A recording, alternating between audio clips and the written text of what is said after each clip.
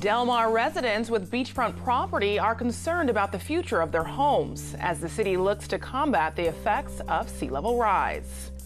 This grandma has had enough. Yeah. Don't let their canes and walkers fool you. North County grandmothers are ready to take a stand in next month's primary. That's why recovery I think of as like a butterfly. When that butterfly emerges from his cocoon, it's so beautiful. And a look at a new program aiming to help addicted mothers get sober and keep their families together. KPBS Evening Edition starts right now.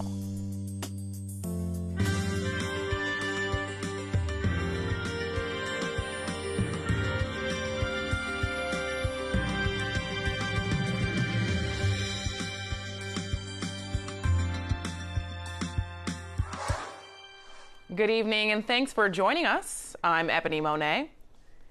Sea levels are rising and in Del Mar, city leaders are working to mitigate the impacts on homeowners. Tonight, the Del Mar City Council is voting on a sea level adaptation plan that is controversial with people who live near the beach. KPBS reporter Matt Hoffman has more.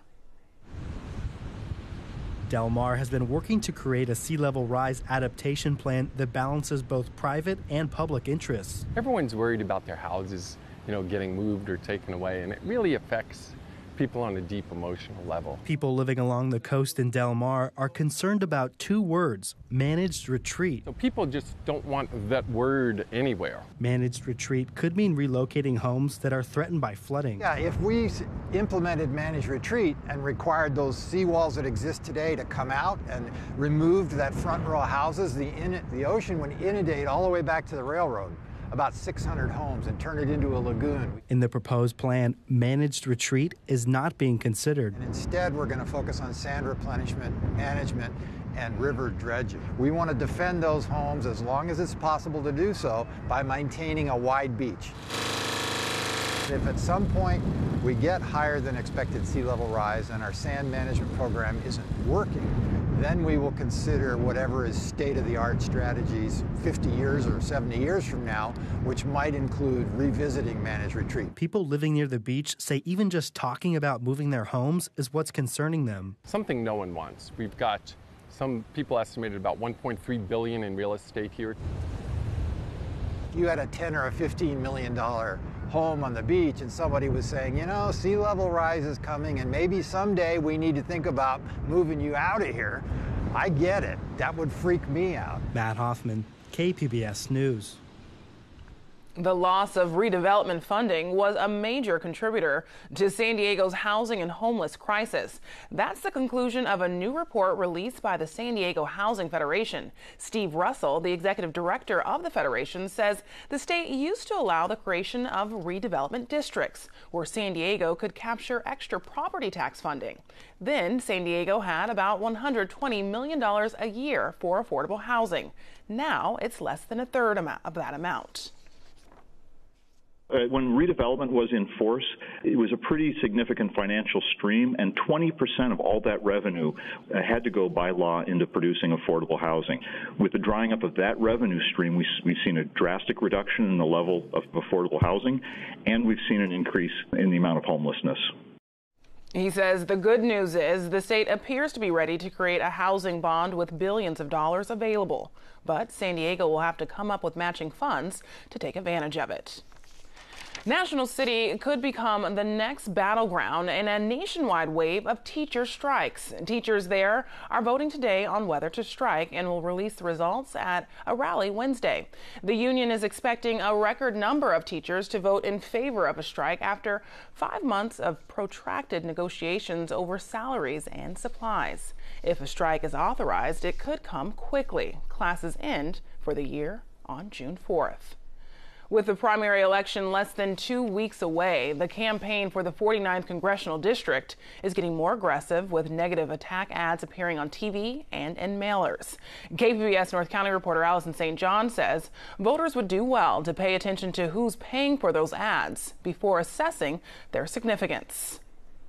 Till now, voters have seen floods of mailers and TV ads from the 8 leading candidates for the 49th Congressional District, which has long been a Republican stronghold, but which Democrats hope to flip.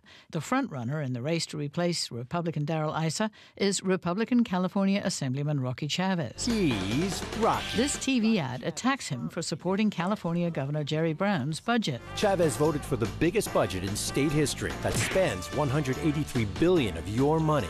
And Chavez even voted to raise your gas and energy costs on spending your money and costing you even more. You would expect this to be an attack from the Republican anti-tax lobby, but instead it is paid for by the Democratic Congressional Campaign Committee. Chavez says the DCCC is hoping to knock him out of the top 2 spots in the primary election by appealing to Republican voters. So the DCCC is hitting a Republican for voting for a Democrat budget. Yeah, that's funny. Essentially hitting the Republican for working with the Democrats. So the message is, no good deed will go unpunished. Meanwhile, 4 Democrats are struggling to be among the top 2 in June. Folks, I'm the only business owner up here. Using his own personal wealth, Democrat Paul Kerr has sent out the most flyers, more than a dozen, which focus on his strengths.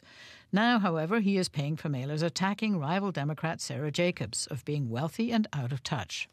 And he accuses fellow Democrat environmental attorney Mike Levin of being a lobbyist for a company funded by Big Oil. There's incredible power in grassroots support. But Levin has significant support from environmental groups and Democratic Party leaders, including former San Diego County Democratic Party past chair Francine Busby, who's rallied to his defense with robo-telephone calls to voters, refuting the charges. Don't believe the false attacks. Join me and the Sierra Club in supporting Mike Levin for Congress. 16 candidates are running for the 49th congressional seat, and the top 2 vote-getters in June will go on to fight it out in November. Alison St. John, KPBS News. They marched as young activists many decades ago. Now in their 80s and 90s, some San Diego County women aren't letting their canes and walkers slow them down. KPBS reporter Susan Murphy first met with the women last year as President Trump took office. She recently revisited their retirement home, where they continue to speak out. We better get started. For dozens of women living at the Seacrest Village retirement community in Encinitas, do you want to write the postcards and try that again? Activism runs deep. You know, when you have old ladies that write postcards, it's amazing how they sit up and take notice. Like their letter-writing campaigns that target lawmakers. With pens and postcards, they regularly express their concerns about the county and the nation. They have a lot on their minds. The thing that everybody is so unhappy with is the demeanor of the president. We care about women and women's rights. We care about gun control. We have such well-educated people that are living in their cars because they cannot get housing. We're not treating our immigrants very well. And don't let their canes and walkers fool you. The strong-willed women, some with soft and shaky voices, have marched with signs through their retirement halls in solidarity with national marches. Their first was the Women's March. There's a whole feeling of camaraderie that we didn't have before, and I love that. Most recently, the group of 75 laced up their tennis shoes for the Youth Gun Control March. Their signs read, "Arm teachers with pencils, not guns," and "Fear has no place in our schools." Barbara Appleby was especially proud of her sign. This grandma has had enough. Yes. Now their focus is on the upcoming election. What we are concerned about is who is going to be elected. And carefully choosing candidates who will stand up to President Trump and protect the rights and values they feel are threatened. I think the administration has not made human rights one of their priorities. I would like to elect more women because I'm a woman, and I think they're more sensitive to women's rights. On this day, the women are holding a voter registration drive, and they've called a meeting to plan for new ways to let their voices be heard. We're all chomping at the bit to do something. Their rallying spirit comes from a lifetime of witnessing historic events and tough times, including the Holocaust, civil rights movement, and anti-war protests. Bernice Rotundi says with age and experience comes wisdom. We've lived a long time, and we've seen a lot of times when you feel things are going to be terrible, they're never going to get better, and they got better. Barbara Appleby marched in Washington for labor rights in the 60s and Roe versus Wade in the 70s. She spent 30 years in New York teaching English to immigrants. We were children, we were young adults and parents and have all this lifetime of experience. And though most envisioned these years would be filled with rocking chairs, they say now is not the time for knitting. Well, maybe just a little knitting. Just because we're here and we should be just relaxing, there's still so much life in us. And we don't want to just sit back.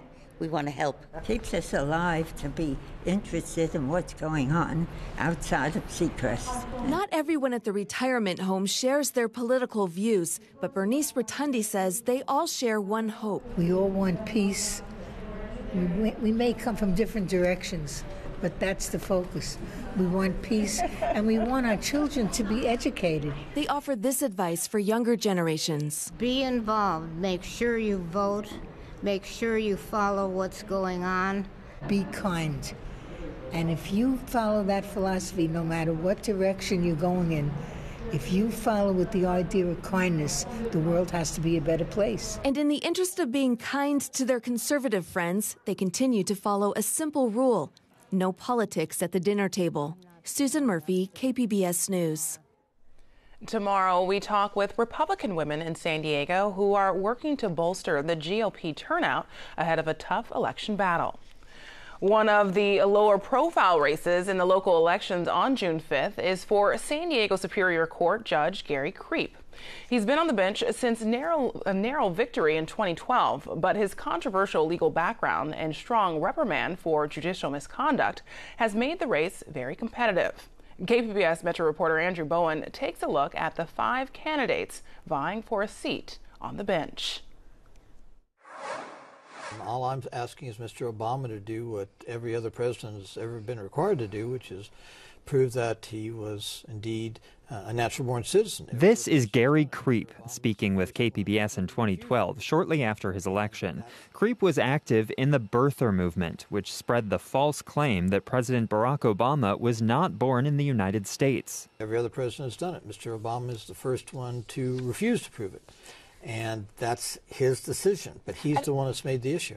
Of course, President Obama was born in Hawaii, and more than a year before this interview took place, Hawaii had already released his long-form birth certificate.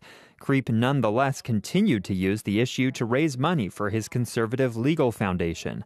That campaigning against Obama's re-election while Kreep was also running for judge was part of why the state's Commission on Judicial Performance issued him a severe public censure.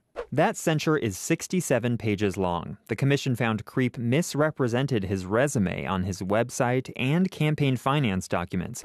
He also made inappropriate comments from the bench, like commenting on the attractiveness of attorneys in his courtroom, implying a deputy city attorney was a prostitute, and asking a woman charged with prostitution, quote, "Is it you like the money or just like the action?"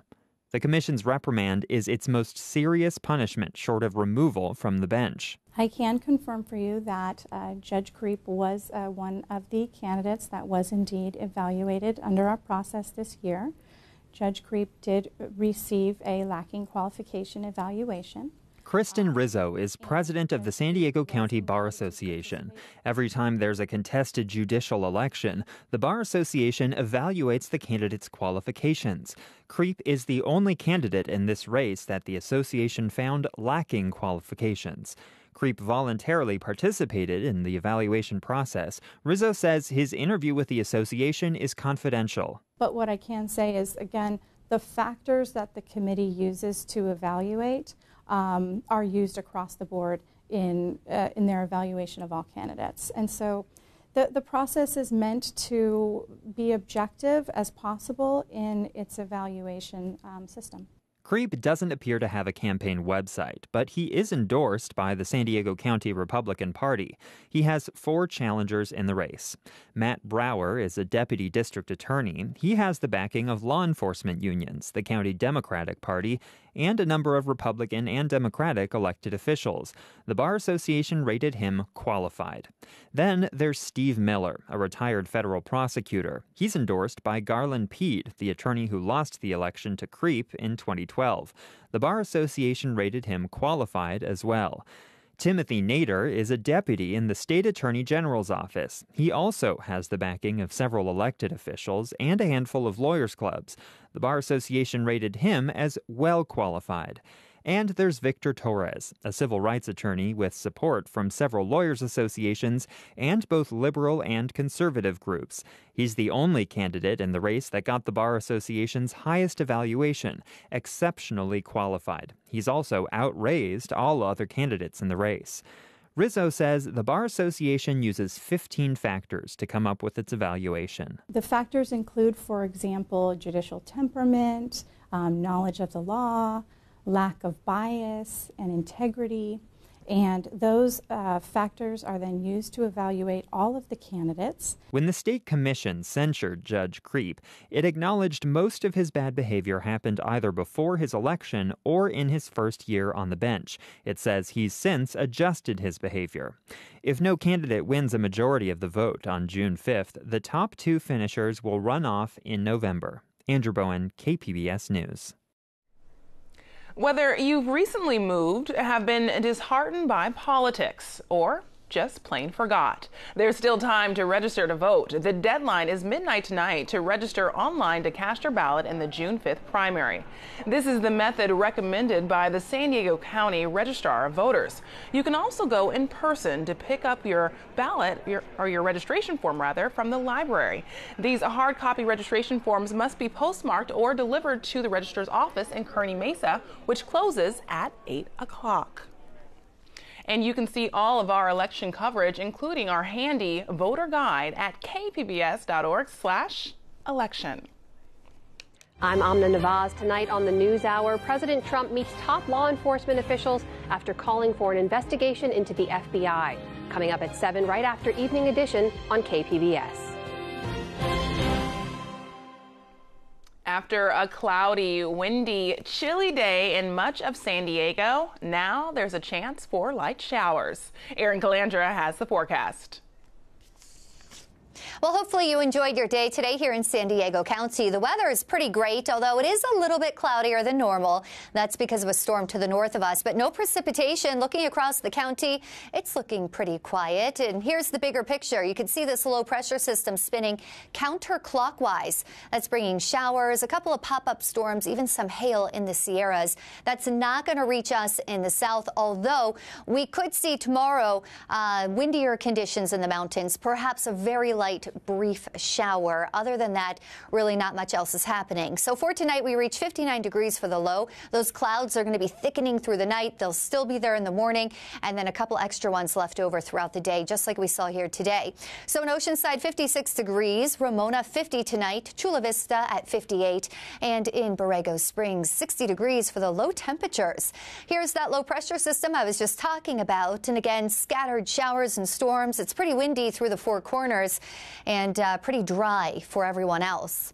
Tomorrow, temperatures right around average, maybe a degree cooler in some spots. Oceanside 68, Ramona at 70, Chula Vista and also San Diego coming in at 67, Mount Laguna 60 and Borrego Springs 89 degrees. Here's the national outlook for later on in this week. It is still very soggy in the south. Florida, lots of flooding, lots of rain down there.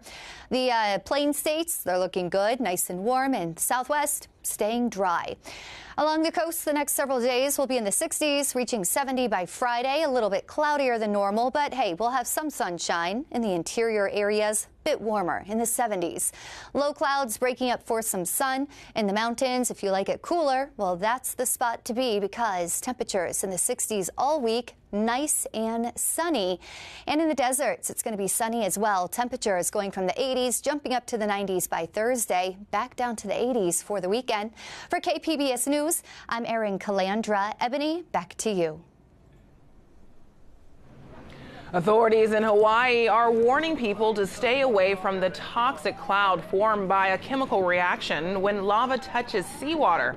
It's a toxic steam cloud of acid and fine particles of glass as molten rocks from the Kilauea volcano pour into the ocean. It's creating yet another hazard from an eruption that began more than 2 weeks ago. Further upslope, lava continues to gush out of large cracks in the ground in residential neighborhoods. Keeping families together, a look at the START program aiming to lower the number of children entering foster care program by helping pregnant women suffering from addiction stay with their kids. Leisha has more. He's such a big boy. Yeah. At her home in Berea, 24-year-old Heather Minista catches up with Vivette Evans, who has become her mentor and friend. During the 5 years Minista struggled with a heroin addiction, she overdosed 12 times. I went straight to shooting it. The first time I ever tried heroin, I shot it. I guess death didn't really scare me. I was just doing whatever, you know. And then I found out I was pregnant, and that's when everything changed. Better. To keep her newborn from going into foster care, Minista had to get sober.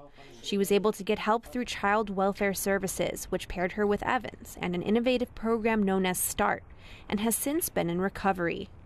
In Cuyahoga County, the START program aims to help pregnant women or women with young children in the child welfare system who are struggling with substance abuse to get into treatment. There are some 472 families involved in the program. Mothers are referred to START through Child Services. The pathway to that referral often starts because they're reported to Child Services for a suspected child abuse or neglect, or they test positive for drugs while pregnant. Other mothers like Minista ask for help themselves. What are you doing? The goal is to keep families together and to stem the skyrocketing rates of children going into foster care due to the opioid epidemic. A friend won't give you drugs. Perhaps the most innovative aspect of the program is the Family Advocacy or Peer Mentor program. Family advocates like Evans are recovering addicts themselves and paired with the parent as a mentor to help walk them through treatment. At a young age, I was introduced to alcohol. From that point, I became a follower. I got into taking pills, then I started with the crack cocaine. The alcohol was always present. And that's what almost ended my life.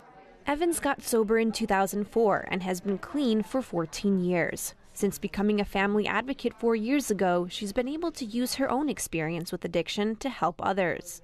When they look at you and say, okay, well, you've been where I'm at, so you get it. They don't open up a lot of times to the worker because they're ashamed or they feel that someone's going to look down upon them. But I always tell them, I'm reaching my hand out to pull you up.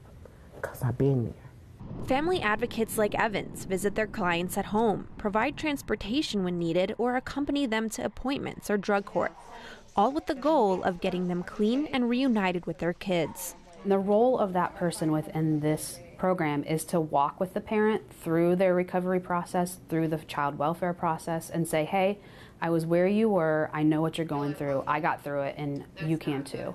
And that really seems to be kind of the game changer within this program. It makes the difference. Fawn Goodell is the director of the START pilot program at PCSAO in Columbus, an advocacy organization for child welfare in Ohio. The START program has been in Cuyahoga County for over 2 decades, and in 2017, the state expanded the program to 16 southern Ohio counties.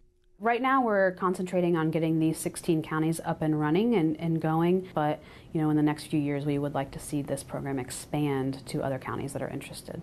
The new expanded program in Ohio also borrows from a successful model in Kentucky. Research has shown that the Kentucky program has kept more people in recovery. For moms that enroll and start, they become sober at twice the rate as moms that do not. Kids are half as likely to enter into foster care as those that do not. And for every $1 that they spend on Kentucky Start, they are saving $2.22 in placement costs. So we believe that this is going to hopefully have very similar results here in Ohio. Good job. Meanwhile, back at her home in Berea, Heather Minista feels confident and excited about her new life and is now expecting her second child. Minista will stay with the START program as well as be paired with a caseworker from Child Services again in an effort to stay clean and maintain custody of her kids. As for Vivette Evans, being able to walk beside her clients as they get to recovery is always a positive moment for her. Recovery is beautiful. It really is. That's why recovery I think of as like a butterfly. When that butterfly emerges from his cocoon, it's so beautiful. Ready, set, woo!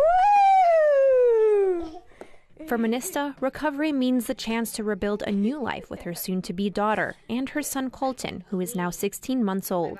My biggest fears is him hating me for what I've done in my past. So I want to correct it and teach him, like, yes, I have done this in the past, but Mommy's better now. Mommy's in recovery. Mommy's doing this stuff, and I have to keep doing it. It's an everyday thing, and I'm fighting not only for myself, but for him, too. That story comes to us from reporter Leisha Bushak with Idea Stream, a public media news organization based in Cleveland. Netflix says it has reached a deal with former President Barack Obama and Michelle Obama to produce material for its streaming service. In a tweet, the company says the couple will produce films and series for the service, potentially including scripted and unscripted series, documentaries, and features. Netflix chief executive Ted Sarandos says that the Obamas are uniquely positioned to discover and highlight stories of people who make a difference in their communities. Mr. Obama recently appeared as a guest on David Letterman's Netflix talk show. You can find tonight's stories on our website, kpbs.org/evening edition. Thanks for joining us. Have a good night.